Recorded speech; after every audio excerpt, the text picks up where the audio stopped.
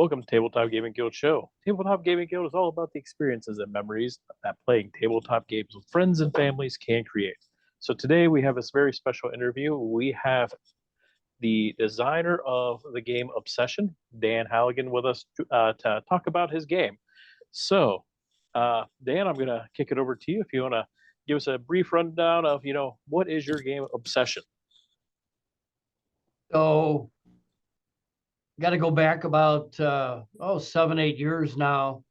I think like a lot of gamers that get into modern tabletop board games. I mean, I played Dungeons and Dragons and Axis and Allies and all those kinds of games way back. But once I had a family and kids and coaching, I didn't get back into our hobby to about 12, 13 years ago.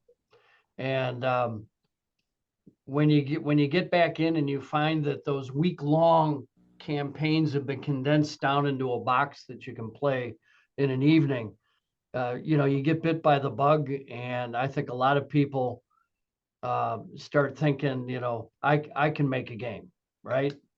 I didn't necessarily think that, but I had my wife, who is not a fan of being a swarmling or battling Cthulhu or any of that.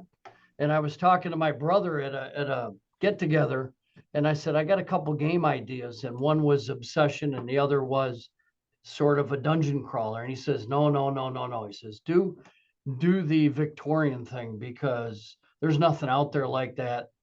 One of the interesting facts is that at the time I started looking into it, 92% of visitors to Board Game Geek's page, which is, that site is a big, sort of gathering place, were male, and 8% were female. So there was a bit of an underserved population, and my wife, my daughter, my sister-in-law would like to game, gave me that idea. And so there's one problem, is that I like a crunchy game. And most people who ever tried to deal with this topic treated it like a party game. Like, put a card on your head, and I'm gonna date Mr. Darcy or something, something silly, which you don't want to play and I don't want to play. So I conceived of a Trojan horse, which sort of it doesn't seem like the idea would work. And that was to put a Victorian theme outside and a crunchy game inside. So if I got to play a game with my wife about Victorian England, I've got something to keep me engaged. She's got something to keep her engaged. And that was sort of the logic or the philosophy. And I thought it was going to be a lark. I'd make a couple hundred games, making every mistake in the book, because it's far more complicated than I thought it was. And it just turned out to sort of catch fire. It was actually a slow burn. It just hung around for many years. There's a lot of games that come. I just picked up Heat, Pedal to the Metal last week and played it a couple times, and that thing, zoom, hit the market. Everybody was gobbling that up. The Obsession never did that. It was a slow burn, and that's been good for me, because I was able to hang up my career and do this as a hobby now. And so it's sort of almost an annuity that keeps the business going. So that's the background of why I made Obsession. I don't know if you want me to go into the game at all, or do you have any specific questions? You guide me. I think sure. I would like you want to do the quick overview of the game for the people listening. Okay. Generally, to have like an economic euro in this Victorian theme, I wanted to lean a little bit into probably the most significant economic event in human history, which is the Industrial Revolution, of which Derbyshire, which is in the center part of England, was at the heart of that Industrial Revolution. And instead of going like Martin Wallace over to brass or something, where you're dealing with the actual factories and the production, I wanted to ask the question, what's happening to the landed estates who were losing their workers off their estate? So they would own like a whole county. And the tenant farmers were their primary source of income. And with the Industrial Revolution, they were going into big cities. And it made it very difficult for these massive estates, maybe 100,000 square feet, 60, 70, 80 rooms, in which each room needed to have a fire laid every morning and maintained, and candles lit if anybody was going to be going anywhere near there. It was a whole economy in and of itself. And they were struggling economically because the farmers thought it was better in the city. Now, certain writers like Sinclair Lewis and Charles Dickens inform us that that didn't go so well. You might find yourself working 15 hours a day, 6 days a week, but that didn't change the reality for the landed estates. There were a lot of landed estates that were really wealthy. They were titled, they had enough to not be affected by this. But there were the, call it, smaller landed estates that were finding the pinch. And so typically what they had to do is they had to sort of start shutting off parts of their estate, because I couldn't afford to keep that west wing clean, you know, with servants to do the fires and the candles and the whole 9 yards.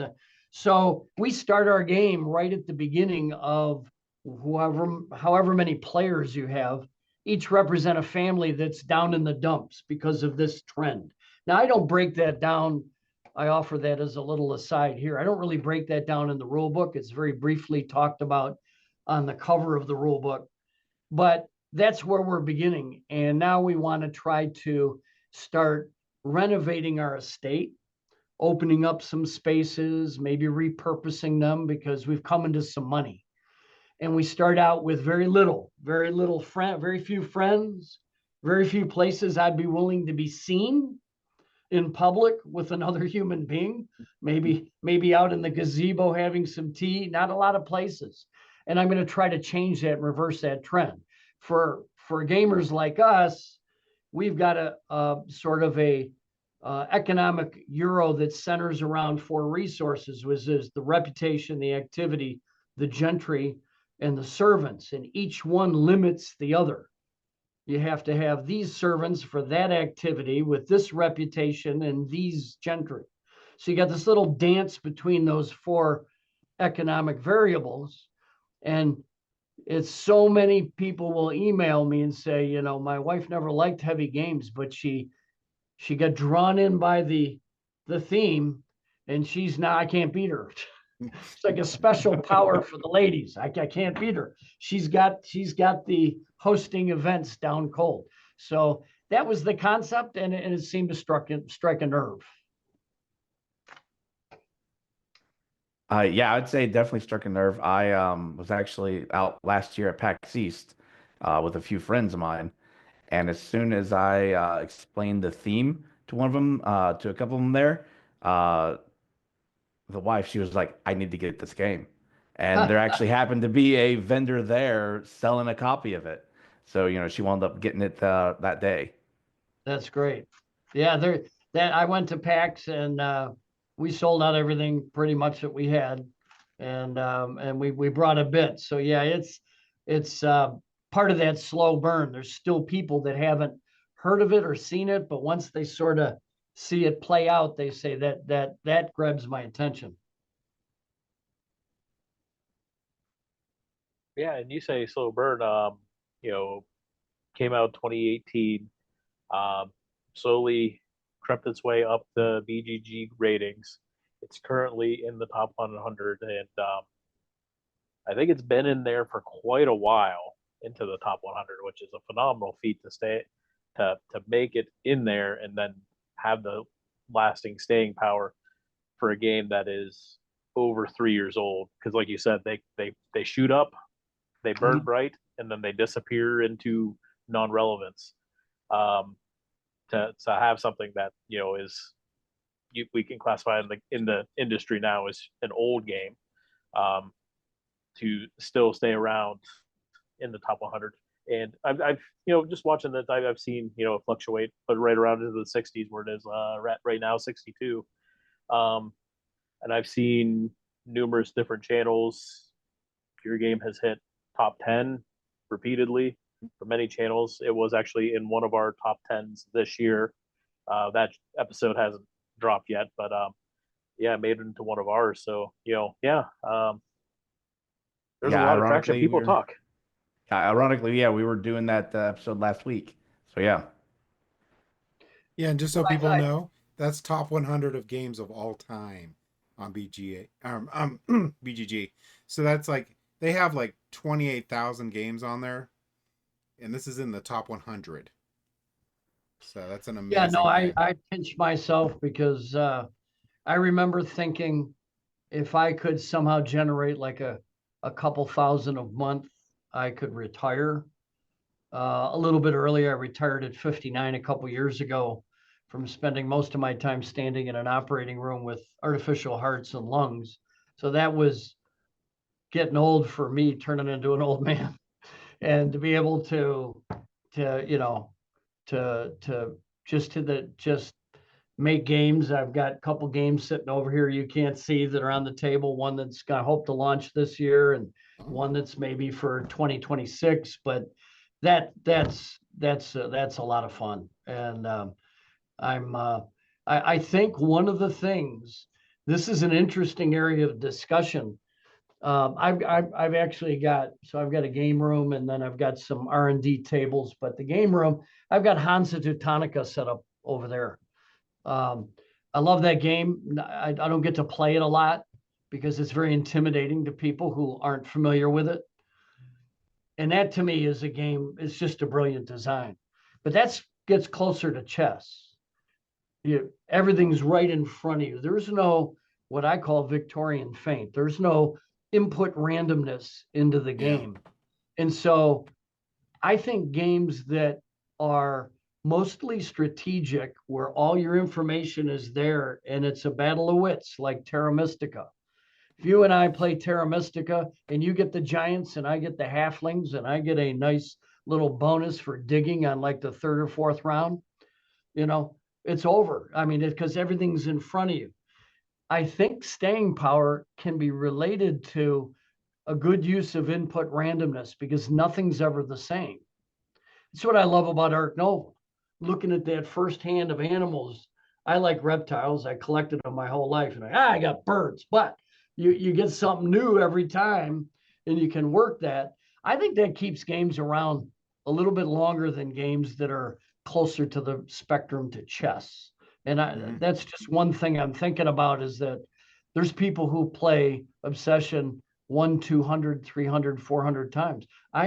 I've played Obsession that many times, mostly play testing and such. But I don't know that I've played any game in my collection of 500 100 times. I mean, that's really hard to do. Yeah. So I think that input randomness is a good thing, because I really clung to that, because that to me was Victorian fate, which was in every bit of drama or literature that you looked at.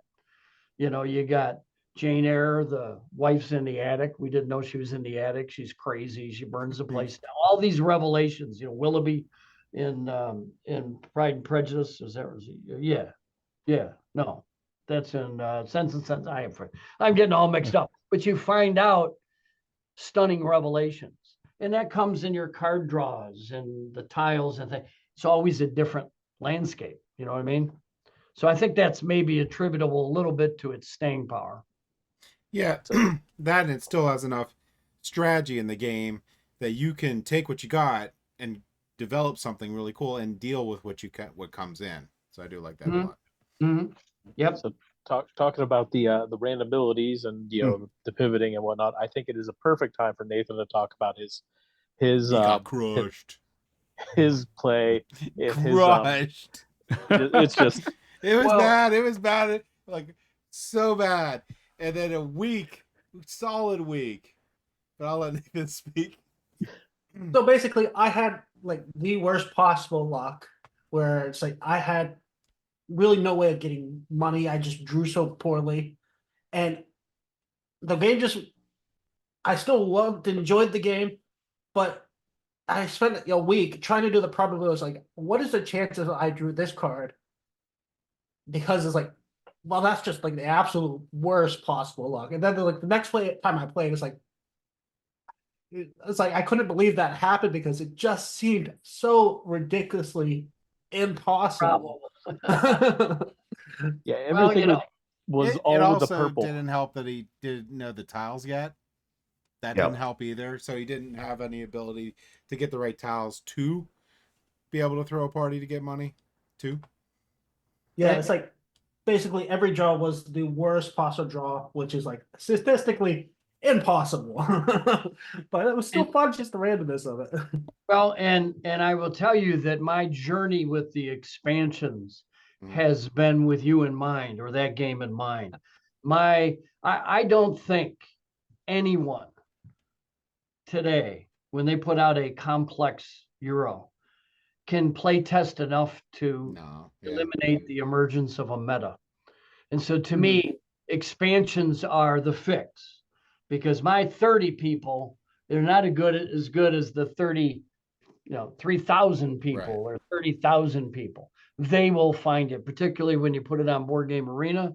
It's then going to get, jacked up. They will find it. And upstairs, downstairs was intended to mitigate luck. And characters was my final piece of the obsession puzzle, because I got to move on to some other games, that was intended to deal with catastrophic luck like you're talking about. And that is, and I don't know, have you played characters at all? I don't think Nathan has. No, Okay. I haven't had a chance to play it yet. So it basically is what I call Victorian urgent care. And it's intended for the game like you had. And it does 4 things to try to give you an option when passing, which was sort of initially a very downer of a turn. You just passed, and then you had to hire separately. I combined that, and with upstairs, downstairs, the pass turn became more interesting. And with characters, it now gives you Victorian urgent care, which means there's 4 problems it will address. It'll address when you can't get a decent objective. You look over and everybody's rocking and rolling with, well, you don't see that, that's hidden information, but your objectives are like, I ain't getting these. They're all big groups. I don't have anything to get me any points. That's what the Reverend does. He allows you to cycle objectives. The Constable allows you to get rid of the bad guests. Not only get rid of them, but then when you host parties and the Constable's there, it eliminates all their negative effects, because after the party, he's going to take them out back and say, get the heck out of here. You're punching above your weight class. Go. And he's going to kick them out. So that makes the bad guests more flexible and easy to get rid of in large numbers, because sometimes you might draw the first 5 you draw out of that casual deck are all red. It's the red hand of death comes at you. The third one is to get you into the prestige deck, because if you can't get into the prestige deck and build a little bit of an engine of those guests, you're probably going to lose. Yeah. And the Dowager allows you to have screened invites into the prestige deck. And then there's extra servants there, which are available if someone starts cornering the market on servants. They're give you a little bit of flexibility. So I didn't go so far as to, because I had a lot of people who said, your guests should all be face up. Take away that randomness. And I said, well, who the heck's going to pick the cad or the scoundrel? Yeah. You're losing that flavor in the process. Or give you all the tiles to be available and then let people buy what they want. Well, there's a meta that's going to emerge. Everybody's going to be diving on 2 or 3 early tiles, and everybody's going to be angry because it didn't happen. So I think there's still enough input randomness, but there's options when you're having the kind of game you were having. That was the yeah. most entertaining game ever. It was. That's the one you remember, Yeah. isn't it? Yeah, I love that game so much. Oh yeah, he was just so He was confused. so I- mad. I woke up the next day. Our Discord was full of Nathan just saying, this with this. That I was don't the know how best this game. happened. It's and I like did one the of my math on top this. games ever played. Oh, it was good. It was a good thing. But like I said, we all enjoyed it. Even Nathan himself said, he really enjoyed the game still. So that's great to have the a terrible game with terrible luck and just be like, you know what, I still liked it. Yeah, I don't know if you ever listened to Shut Up and Sit Down's Mhm. review of Obsession. The 2 guys, each one had a completely the one guy had all the luck and the other guy had his game. He had all the bad luck, good luck and bad luck. And the good luck guy was talking first how much he liked it. And then I'm thinking I'm really surprised I'm getting a good review here. And then the bad luck guy started talking and he couldn't tear it. He wanted to literally drop a nuclear bomb on the game. I mean, he was so mad. And his was all bad guests and bad objectives and everything. So one of the things when I send out games and such, I put little advice on how to get started and not to do a one and done judgment of the game, because you don't know if that one is going to be something that's 3 standard deviations from the mean. And so you want to make sure you see a normal game and not just one game. But that's good function of Board Game Arena too. So that was one thing I was saying, like, I prefer the physical game immensely more. Because I think the thing with Board Game Arena, it's great if everyone knows how to play. But that new player, like when Nathan was coming, the game goes so fast. And we're moving along and we don't have that much table talk. Right. And I think that speed it's better. I like it a lot better when I bring it out to the table, everyone's there and we just play. But I'm older, so I agree. From the standpoint, I thought it was a risk because it strips the theme out. It's a mechanical exercise right there. But I tell you, there's an awful lot of people who found it because of Board Game Arena. I think it's great being on Board Game Arena. I'm just saying I prefer the physical one, but I will play it on Board Game Arena. The great news is that our hobby, if you like a game, you physically want the game. Right. It's not like somebody says, well, I love this game, but I'll only just play it. That's not how we think. No. We got to have that thing, it's got to be in our hands. I will tell you, every game that I like playing on Board Game Arena, I've bought. Yep. So that's just how it is.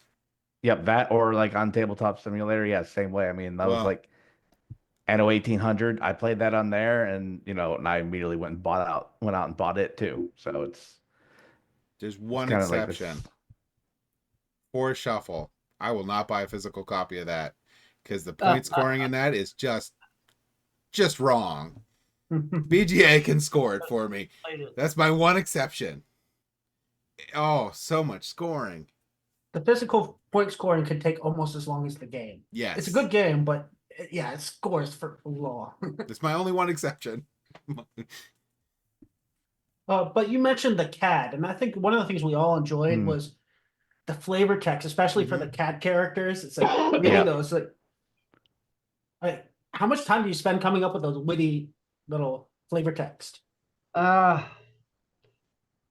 It did take a while. If you look at the base game, there tend to be more general, and as you go towards the later gentry, I learned to reach out to people in the UK, people who are living in Derbyshire, find out about little hamlets there, what the Peak District was, and get the flavor up a little bit. Early on, I might say she was a socialite and loved playing cards, something simple. Yeah. Later on, I might talk about the particular hall that they grew up in and that they had horses to try. I always tried to tie the flavor text to the favor. Mm-hmm. So if you had a reputation favor from a guest, you would have something that justified the reputation favor. One of my favorite is like Albert Plantagenet. And he says, he will tell you he's a distant relative of the Plantagenets. He's a distant relative of the Plantagenets, and if you don't know, he will tell you.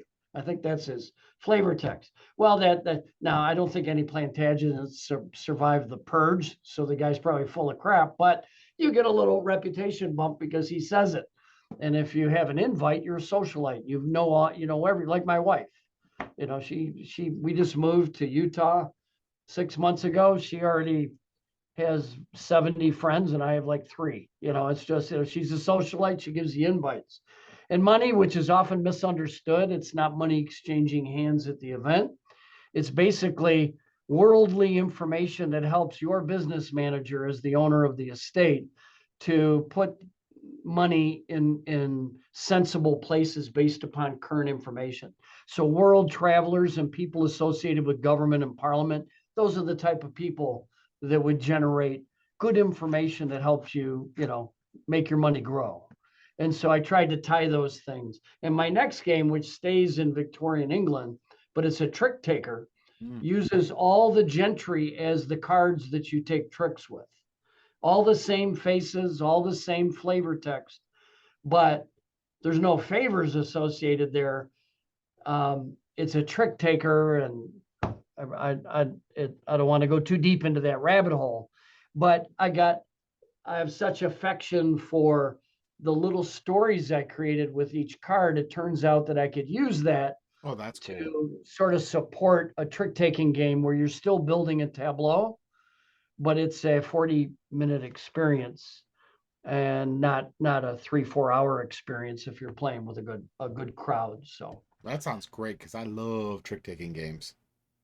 I do too, and boy, they are popular now, aren't they? Yeah. Yeah, that's going to be amazing when you come out with that. I hope. I'm working on the rule book now, but just to put you all at ease, I do have a professional rule book editor now. My rule books aren't going to win any Pulitzer prizes, or they were readable. You'd be very surprised at how many rule books I have to go through for reviewing games that are not readable. I appreciate that. I think the biggest problem is not that you can't read it, is finding that critical piece of information. You pick it up and you go, oh yeah, when you're going, where do I go in here to find that information? So my universal rulebook project, which is coming out probably in May, does what Scythe did, puts all the rules into one spiral round book, book that'll fit inside the box, hopefully, crossing my fingers. And it's being edited by professionals. So to quote Shakespeare, brevity is the soul of wit. I've never been accused of being witty. Hey, so there you go. This rule book hopefully will be witty. Yeah, it is. It's hard because we all process information differently. So how we're going to look and perceive where we think something will be is different for everyone. So to make it readable for everybody is nigh impossible. It's not. One of the things is good tabs and a good index. So people can just say, all right, how the hell does the business room work? You go to the B business room, you go to that spot, and you get your rule. So these people know what they're doing. It's impressive to see them work.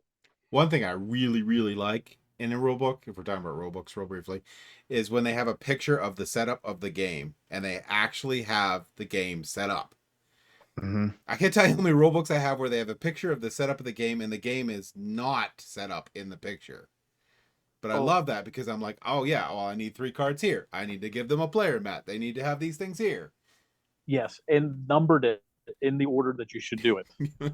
Yep, I did stagger into that with Obsession, and the one that's being done on the Universal will have a double page of that. Oh, that's cool. You ever seen like I'm not sure where I've seen this. I've seen it like a lot in things like Great Western Trail. Okay. But the expansions would be of a different colored box, so that if you did use those boxes, you would just set up the white boxes. If you're using upstairs, downstairs, well, then you include the 3 yellow ones, or whatever, for your variable setup, so that one page, one visual with all the arrows and numbers telling you what expansions those come from. Yeah, there's a company that did that a lot. They made a lot of Seafarer games. I'm trying to remember what they were off the top of my head. I think they were from Tasty Minstrel Games was the publisher that put them out, but that was a really good idea where they actually had those set as different colors. I love that. That helped out a lot. I agree. But yeah, so how much research did you end up doing for this game? Because you're saying it's like not necessarily like the theme that you were 100% into before you started it.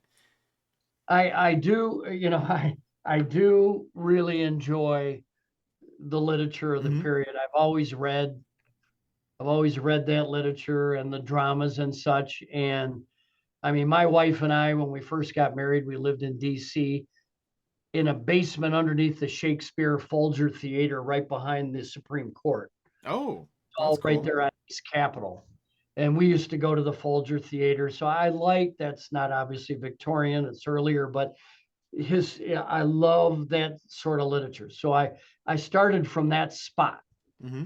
But boy, if it were not for the help of one individual, there's a couple natives across the pond who really helped. But there was one individual who, when I did my first Kickstarter, he pointed out errors in what I had presented for the game, Mm-hmm. and in a very gentlemanly British way. And and I said, oh my gosh, I never even thought it. I mean, he'd point out like, well, that crest that you used is really a crest from King Charles in Sweden from 1580. I mean, this guy knew everything, so, Oh yeah, heraldry, yeah. even pronunciation. In my first video, I said Derbyshire, which every American does, but it's Derbyshire. And I emailed him and I said, I'd be willing to pay for you to help audit my my my context of all, how the families work, who's entailed to whom, who inherits, he says, no need to. He was actually an editor of Victorian novels. And he said, no need. He says, I'd be happy to do it. Did it free. I would send him, cool. I would send him pictures and he would say, well, the derby that gentleman's wearing really didn't come into fashion until about 1890. And you're in 1862. It really should be a top hat. And as you go back towards the Romantic period, the top hat would be, I mean, the guy knew everything. That's why you'll look at a family and you'll see 4 different names on the family members. I would just say, it's the Wessexes, this Wessex, that was, no, depends on how the estate is entailed. And if it's entailed to the son, he'll take the name of like this grandfather, and then the estate will be the Earl Wessex, because that's the name of the estate. That's not his last name, which his daughter will carry. You get all this stuff that, Wow. it was bonkers. So there was a lot to it, but I tell you, when you're in the midst of, I've written a few books, and when you're in the midst of a sort of a creative rush, it's amazing the amount of hours you can crank through and do stuff. And so it was really a process. When I got the game sorted together, it was a process of just 3-4 intense months to do the research I needed. Like, I originally started in Cambridgeshire, which is outside London, and he told me, well, that's as flat as Iowa. I've got rolling hills on my box. That's as flat as Iowa. I go, okay, I got to move it to Derbyshire. Things like that. But that was a bang, bang, bang, bang, give and take. Research probably, 6-8 months of my free time, because I was working, but 6-8 months, and, burning the midnight oil. When you got a project like that, you sort of, you get the juice. Not like now, when I want to go to bed at 10 o'clock. Yeah. So one of the things I'm always interested in, especially with people like you and me that went back into the hobby later on in life, what was the game that got you back in?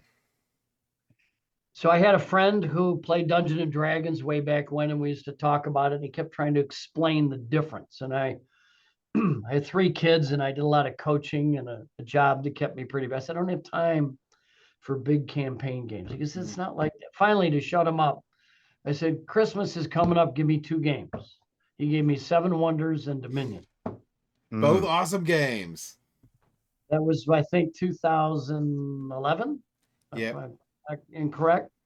Man, we wore those things out. We couldn't get enough of them. And the reason that I wanted to get into game making is because, as a father of kids growing up when technology was becoming more and more addictive, when they went to having their own slide phones and wanted Xboxes and such, how many times you say, go out and shoot a basket, go out and play ball. When I was little, I'd go out for an hour. They always want to babysit their mind with technology. when we started playing games, they would throw down their phone and rush to the table. And to this day, and they're now 30, 28, 26, a doctor and two engineers, not a lawyer, I'm sorry, two engineers.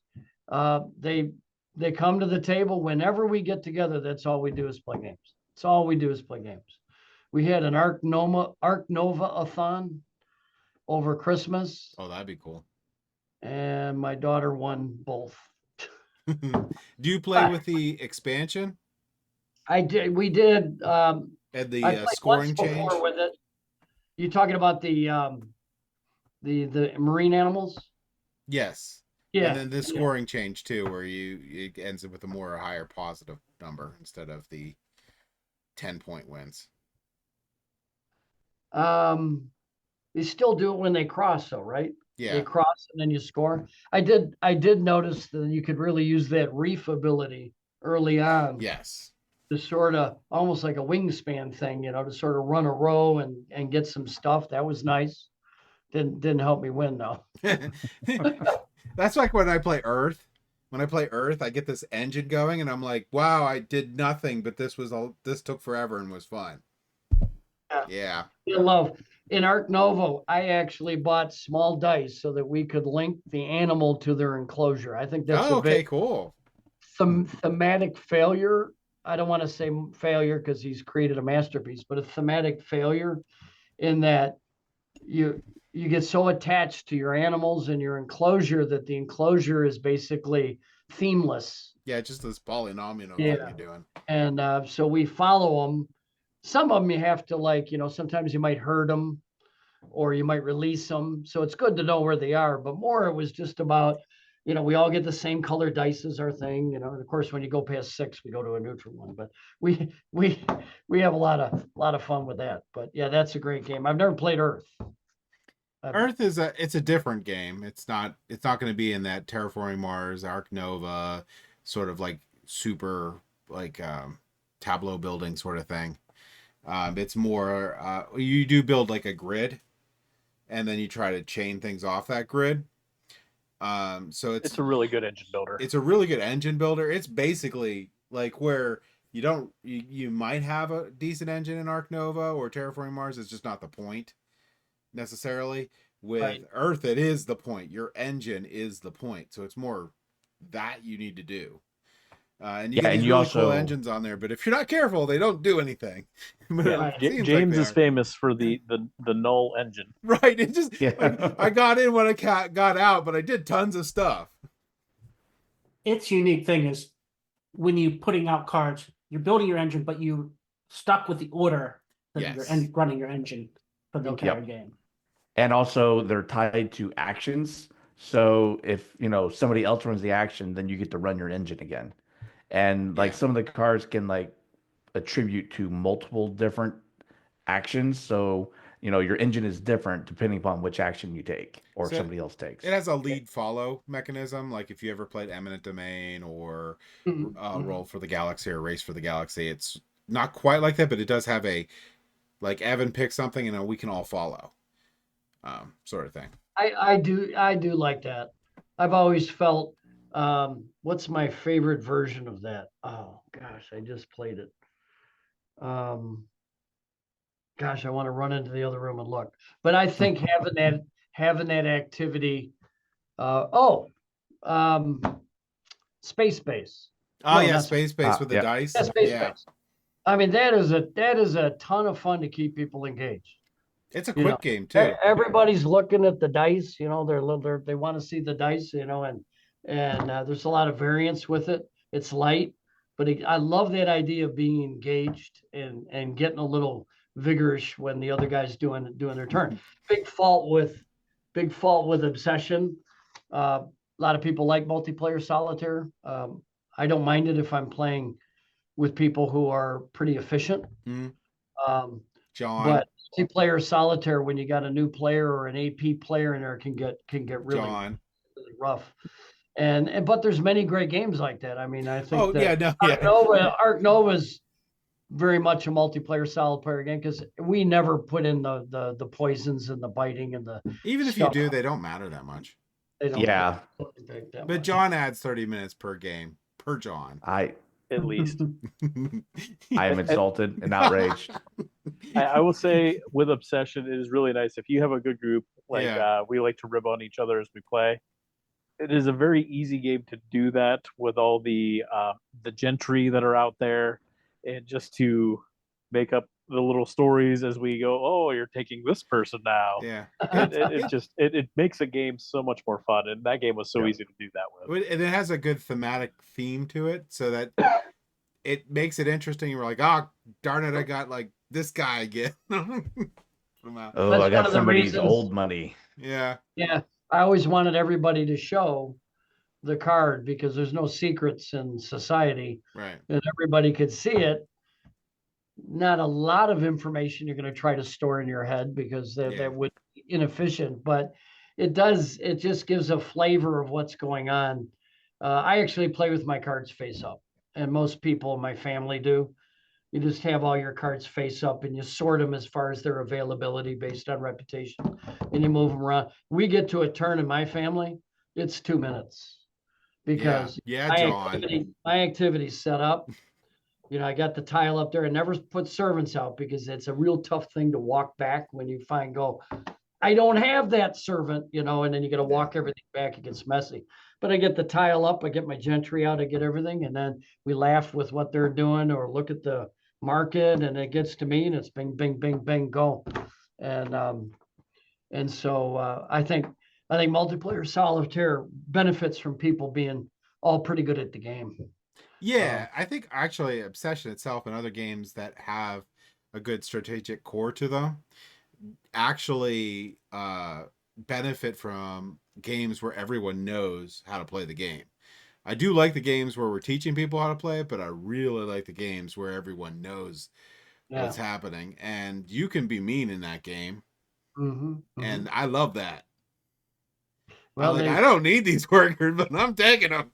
I think backstabbing in the drawing room was that's good too. a thing back then, so prepare yourself. Yeah. Our tiles, I always take tiles. Like, I know you could get this tile. I know you need this tile. I don't need it, but you do. Yeah. Therefore, And you got to be careful. You can shoot yourself in the foot, but there's a little bit of that. Right. That's a little bit of that you can do and be fine and really hurt them. So you just got to be strategic. You got to pivot. Yeah. If you're not in that courtship hunt, so many people just keep chasing it right off the cliff. If you're not in that courtship hunt, forget it. Go look what tiles that nobody's paying attention to because it doesn't have any implication on the courtship. Can you gobble up, go for a futures play, lock up prestige so that you're way ahead of your max target and you can milk that for refreshing and objectives. And so, good players are typically conceding courtships pretty quickly, unless the market's just loaded. Never. Yeah. Yeah. Normally when I'm playing, it's someone like a newer player will get it, or I'll just let it go, or it's just. Sometimes I'll pounce on it if no one's really actively doing anything. I'll be like, okay, well, I'm going to do it. But true indeed. Or they'll hurt themselves trying to push themselves way too hard.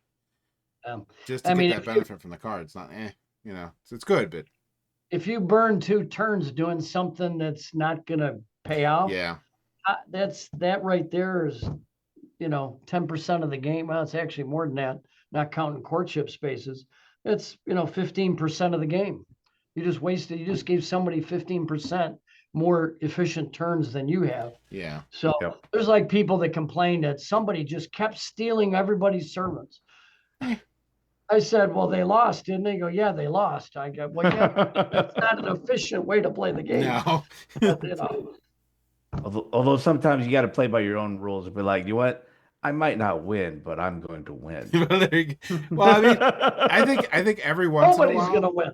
Every once in a while, it is good to have a good occasional mean play, because there is pivotal points where you see someone building an engine, they know what they need to get, and there's that one piece, and you're just like, nope. Now what are you gonna do? Did you have a second strategy? Because I don't think you did. You need it now. So. But yeah, I love that in the game, especially you see Nathan's face like. Mm-hmm. Yes, you love doing that to me. I do. I still haven't forgiven you for Everdell. Oh, that was amazing. Have you ever played Everdale? I have Everdell. Okay. Very Yeah. little. There's some player interaction, right? But you have that 15 card limit for your city, right? Right. But you have cards you can open up spaces for. And Nathan was making this giant chain. So I forget what it is. It's the one card, it's a wanderer or something. Yep. So I waited till he had one slot left because he's going to put down a thing that would. Oh, and you plunked him in And I there. plunked him right in there. And he, so mad. It was amazing. Amazing. I have never been able to do that before. He was going to make so many points with this objective card that he was going to put down the purple windmill one. Oh, so good. Well, I was starting a little engine where I'd put it. I had a card I could put down, then pull up a different card, then put another card, Yeah. and keep going. And he just ruined my entire Yeah, destroyed it. I was like, it was so good. That's good stuff. Yeah, that's near impossible game to do anything with like that, but it's good. What do you think of that game from a production value? Some people feel the tree. Do you use the tree? So the tree is a neat idea, but a horrible thing. So the only way that it actually works is if you can get the players around in front of it. But a lot of times people don't have tables that big, so there's someone going to be behind the tree, so you just can't use it. And it functionally does nothing. Right. So they did get rid of it. Like if you get Far Shore or any of the new like iterations of Everdale, they don't have a thing. Now Far Shore did have this light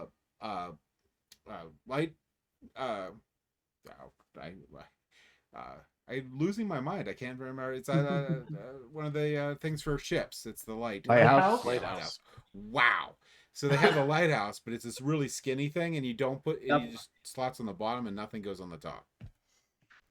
But yeah, I don't know. What do you think of the tree?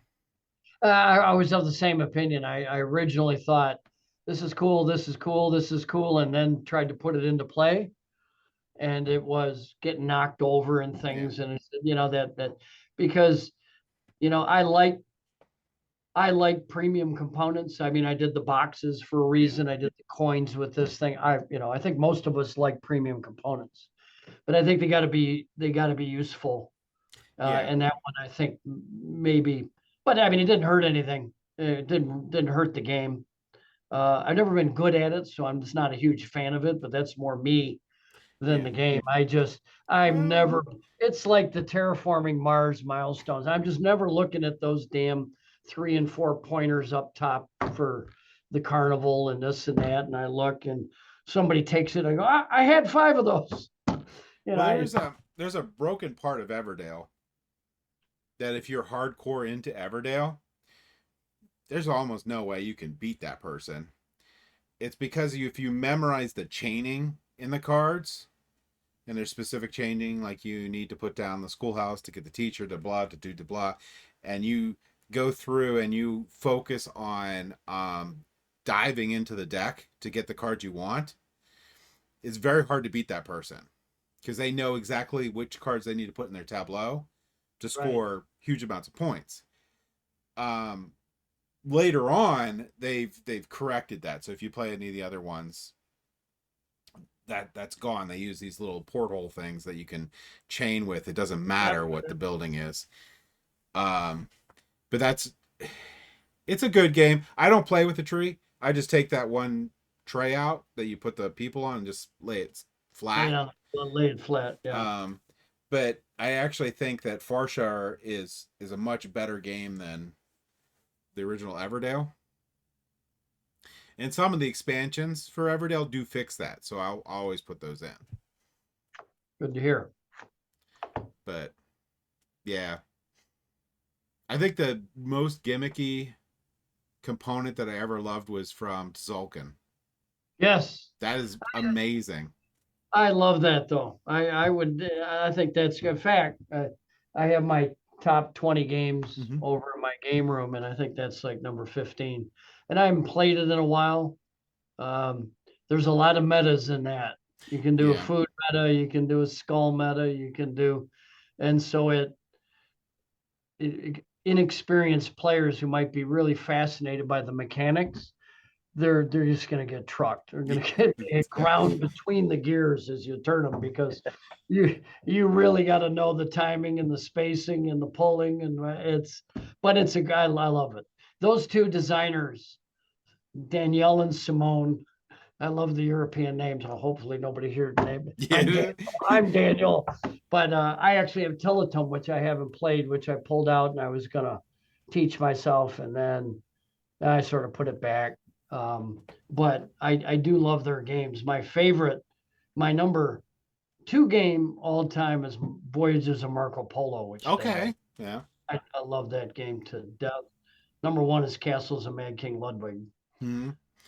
Yeah, I like that one a lot. What'd you think about the what is it? Between Two Castles of Mad King Ludwig? No, that was, I wasn't a fan of Between Two Cities, so I was like, The only value to the Between Two is when you have like 7 people and you're trying to find a game for 7 people. That's the only value. That to me, it's almost on rails. I don't get the feeling that I'm really doing a whole lot. Yeah, that market in Mad King Ludwig is just amazing. I like how they did that. I have a plan to steal it and credit. There you go. Credit Ted Elspeth, who I know. I'm good friends with the Bezier folks, and I will credit him where there's going to be a Victorian manor building with that market. I love that market. Yeah, it's number 1. Such a great idea. Sit there in a 2-player where I take all the rooms and I put them in. I don't do, oh, you're playing with 2 people, just play with. No, I take them all. We build out massive castles, and just maneuvering a guy to just miss the kitchen and get stuck, and then him screwing you by pulling stairs, and you go, damn it, and I can't. All the little nuances. That's just the best market ever. Yeah. What's your favorite mechanic, you think? Or you one like that? That's really cool. Tableau building. So Ludwig is one. Obsession. My original design of Obsession was to do it like Ludwig, which was going to be to actually create rooms that would fit together, and you would build it out just like you're doing them. That was way above my pay grade, man. Yeah. That stuff to fit. So I scrapped that for squares. But I like building tableaus. I mean, I'm not a huge fan of Glenmore or Keyflower, but I do love those tableaus. Yeah. Those, anytime I'm building something that's mine, which is probably like Earth. Earth is definitely all about how you organize that tableau. Yeah, you're building something that's yours. I actually, and no, I'm not losing my mind. I actually thought, I was talking to my brother who helped with playtesting Obsession back when, and he says, what other game designs do you have? And I said, well, I have one where no one wins. Now that sounds absolutely horrible, but what I would only do it as a variant, but where everything is the tableau. Mm-hmm. Because to me, I have more fun losing at Arc Nova with a great zoo, or losing at Castles, which is an extremely rare event. I'm really good at that game. But losing if I've got something that's mine, that's a really cool tableau. And I want to explore that where I don't want to say it's cooperative, but it's almost neutral as to whether or not you need to score and decide that there was a winner in the process, because there was so much fun to be had in constructing that thing that's uniquely yours. Yeah. Now that isn't like the concept. That's like game 6 down the road. That's like in a concept stage. But that's tableaus are probably my favorite. I think you'd love Earth. Yeah, I think you should try that one. I'll have to give it a try. And I don't have a problem with. I remember people complaining about Arc Nova, saying, "Well, they stole from Raja the Gandhis," which I like. They got a little table. That's it. They stole small this things, and it doesn't steal and they anything. Stole the card conveyor from some. And I said in an interview on Board Game Geek, I said, that'd be like walking up to a house and they say, you're using bricks?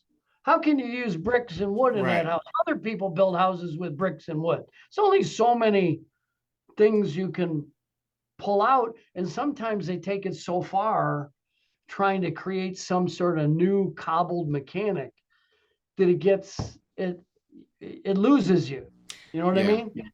So I think putting things that are tried and true together in a new configuration is the same And as that's not something simple. Like the people No, think, oh yeah, you use this mechanic from this, you use this mechanic from that. You didn't even try. Oh my gosh, is that hard? Like you taking these mechanics, you're putting them together. You have this giant deck of like 100, 200 cards or whatever, and you have to make that work with the things you have here. I like to see them try that. If it's that easy, just do it's it. hard. Yeah. It's hard. Yeah. I want to show you one thing before we wrap up because Yeah, this might yeah. be interesting. Just sit tight for 1 second.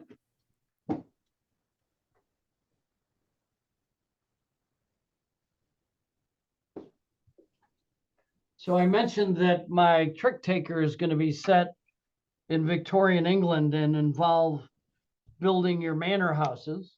And one of the things I wanted to do was I wanted to have all the art done. I don't know if you cool. can see it. That's like the flower room. Mm-hmm. Yeah. That's like the dining room. Yeah. Okay. This is the wine cellar. And the frames look like obsession frames too. Yeah, I'm going to be having some professionals look at it. There's like the carriage house. That's so cool. I've worked with the same artist who did a lot of the art in John Company, specifically like the estates. He's a guy named Janek Lipinski in Poland. It's our global world. I found him and I've only seen him like we're seeing each other now, but I've done 80% of the tiles, all that I need for the new game, all with the art. Because when I was first making Obsession, I couldn't afford to spend that much on art. My father was an artist, so let's see. This is a painting he did. Okay. Oh. He passed a long time ago, but I would never use AI. I want to support art, but it's a lot of money to do art. Yeah. And so the success of Obsession has allowed me one day, I don't know how, maybe I can get this art into just a tile set that you could upgrade Obsession. So you don't have to throw That'd be cool. everything away. Problem is it would be so freaking small, to fit something that looks as pretty as, like the stocked lake on a little tiny tile. And when I did do some clip art to sort of explore way back when, the tableau looked like a collage, a bad collage your third grader would make, because there was no, okay, these are service. Oh, and these are prestige. It was just a mess of pictures. Mm-hmm. You know what I mean? Because they were like, picture everything looking like a monument, which was the leftovers of that primitive art project. So I don't know how to do that yet, but I'm not going to worry about it because it's for this game. And I hope to kickstart this in the fall. And well, it could always be an add-on. You could even maybe do a deluxe upgrade where you have like the metal coins and stuff. And well, I tell you, I don't know how much time. Stop me when you want to get the heck off here. You're fine. But I used to love deluxe editions, and then I got fatigued by the money grab. Yeah. It all came to a head for me for Terraforming Mars. I loved Terraforming Mars, and I was literally appalled at the quality of that board, which was worse than a careers board or a Monopoly board. And the clip art. And the clip art. And there came along their first Kickstarter, which did like 2-3 million. I didn't even look at it. I just said, what's the max? Bam. And I hit that thing. And it showed up. And it didn't address anything. It just made 3D mountains and stuff, which my son had already 3D printed. Yeah. I didn't realize. No, it's my fault. The big box thing. Yeah. The big box. Yeah. I'm an idiot for that. But Then I get Foundations to Rome. Yeah. Takes up a Yeah. whole cubicle in my Yeah. Cadillac. What the hell am I supposed to do with that? I can't get these games on the table. It's like I need to get my brain from 30 years ago to get it on the table because I feel totally lost, like pulling out. Anyway, so my thought process is everybody's put a lot of love into Obsession. It fits in that box. Right. I don't It want does to fit. people Everything throw fits in that thing box. away.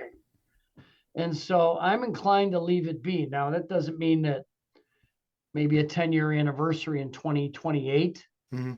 I might do something because I think there's room to consolidate all the boards. Like I was going to try to do with my rule book is do a play mat. I don't know if I'll do that. But point is, maybe 10 years down the road when everybody's cards are wearing out and their tiles are wearing out, I might try something like that. But I really don't like the idea when I'm still got people getting the game every day to just come right on top of all that with a big $220 big box expansion or Yeah. big box So edition. that gets into like the neoprene mat stuff. I really like the neoprene mats until I have to put them away. Yes, this is Yeah. I mean, many- they're beautiful. They keep how many they have better tubes? colors. But how the hell do you store them? And point in fact, one of my things that irritated me the most in a Kickstarter was when I backed the neoprene mat in Seventh Continent. And they shipped it folded like a hand towel in a box. And you took it out and there was a permanent crease bump for these cards. And it was unfixable. I went on to forums and they said, well, if you get it dry cleaned or if you get some sort of steaming machine. And I said, I paid $35 for this stupid mat. Yeah. And they folded it like tissue paper. Yeah. Yep. So yeah, neoprene mats tend to be a problem in that way. Yeah. It's like Yeah, I like the idea, but I don't like the application. Right. Yeah, I have like one buddy. He has a bunch of those neoprene mats for games, and he has like just a cube with like umbrella size like little squares through it, and he I've just seen puts that. each of them in there. But that's That's a a good huge, idea. All the tubes. Yeah. that still takes room though. Yeah. You know.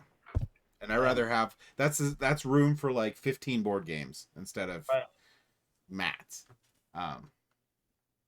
Yep, I agree. I don't have very many mats, but it's like I'll often, I pull out the game and I set it up and like, oh yeah, I have a mat. Nah, it's like it's not in the game, so I forget about it. Yeah. That's why I'm stopping with Obsession because I think the more expansions that roll out, the less it gets played.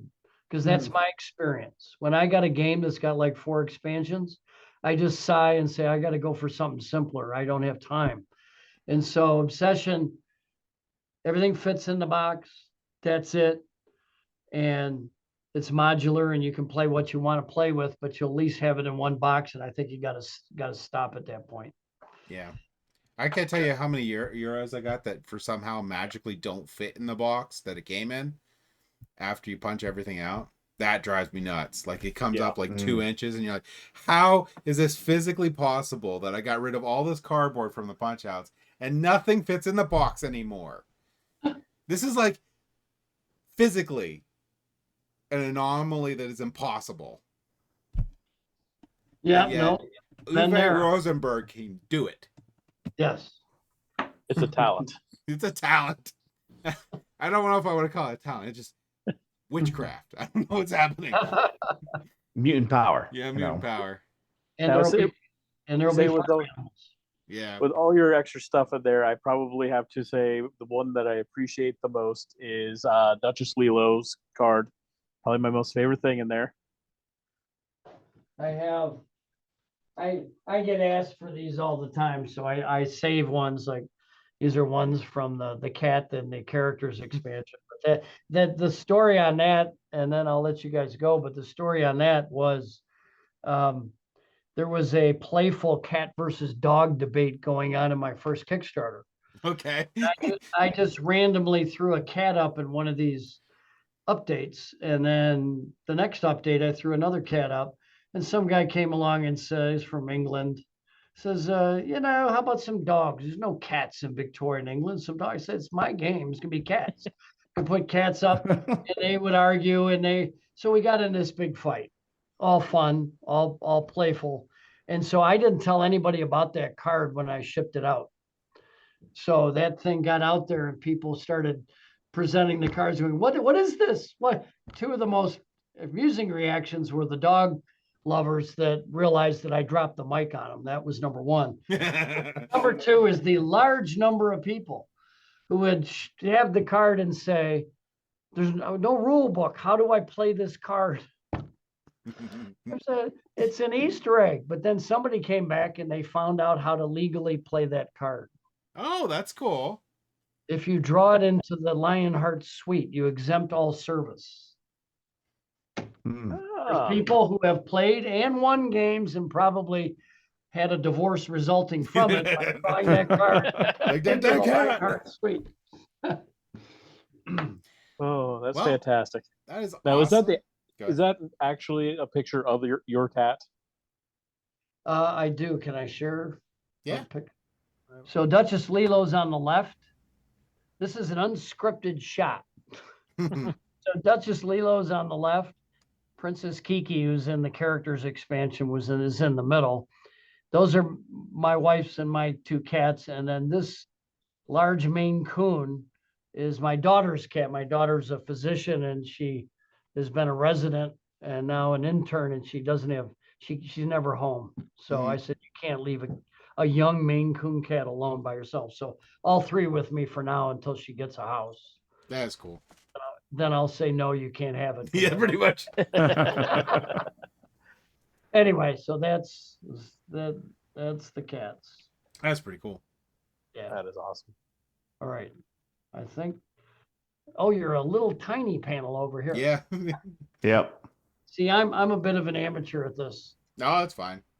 Yeah, there should be like a little thing at the top there you can click to like stop sharing. That'll like restore it to where it was.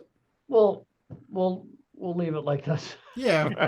Are we good? Anything else I can answer? No, this was great. I really appreciate this. Was a really great episode. It was really wonderful talking to you, Dan. So I really appreciate you coming on.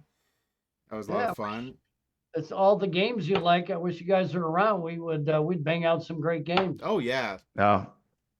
I have a shelf of shame of some 150 games because a little secret, they're write-offs. So I have no filter. And one thing I do is I always offer Obsession for trade on Board Game Geek. Mm-hmm. So I got a trade list and people will say, can you trade this? And so that's one way I can just pile up games, because really it's fun to look at mechanics. Yeah. I love to look at mechanics because there's nothing new under the sun, but there are new combinations of mechanics, and that's sort of what gets the juices flowing. Yep. That's how they applied them. Yeah. All right. Well, thanks for having you on here. This was a lot of fun. We'll have to do it again, especially when you come out with your new game. I'd love to talk about that. That'd be a lot of fun. I think when we hit maybe September, I should hopefully have a finished product as far as a prototype, and we can talk about it. Yeah, that would be awesome. Sounds great.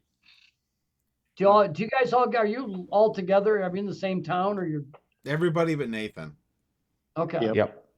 So, down the road, if you wanted to take it for a spin, I could send it to you guys, right? Yeah, that'd be awesome. We'd love to. We'll gladly play it. Yeah. And that might be late summer, but let's stay in touch. Yeah, we will. Absolutely. Well, thank you again, Dan, for coming on.